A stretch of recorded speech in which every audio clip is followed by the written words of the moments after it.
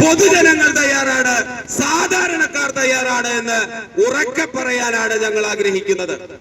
പ്രിയമുള്ളവരെ, നിങ്ങൾ ചിന്തിക്കുക, ജലവൈദ്യുത പദ്ധതികൾ 44ഓളം നദികളുള്ള കേരളത്തിൽ സൗജന്യമായി വൈദ്യുതി കൊടുക്കാമെന്നിരിക്കെ വൈദ്യുതി ചാർജ് വർദ്ധിപ്പിക്കാനുള്ള തീരുമാനത്തിനെതിരെ അതിശക്തമായ തീക്കളികൾ പിണറായി വിജയന് കാണേണ്ടി വരുമെന്നാണ് ആം ആദ്മി പ്രവർത്തകർക്ക് പറയാനുള്ളത്.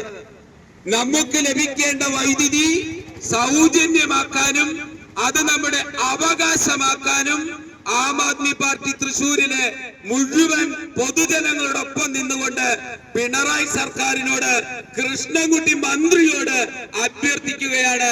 നിങ്ങൾ വൈദ്യുതി ചാർജ് കുറയ്ക്കാൻ, അതുപോലെ തന്നെ സൗജന്യ വൈദ്യുതി നൽകാൻ നിങ്ങൾക്ക് ചങ്കൂറ്റമുണ്ടോ? ഇരട്ടച്ചങ്കനോട് ഞങ്ങൾ ചോദിക്കുകയാണ്. സൗജന്യമായ വൈദ്യുതി നൽകാൻ കേരളത്തിൽ 2ാം ഊഴം ഭരിക്കുന്ന പിണറായി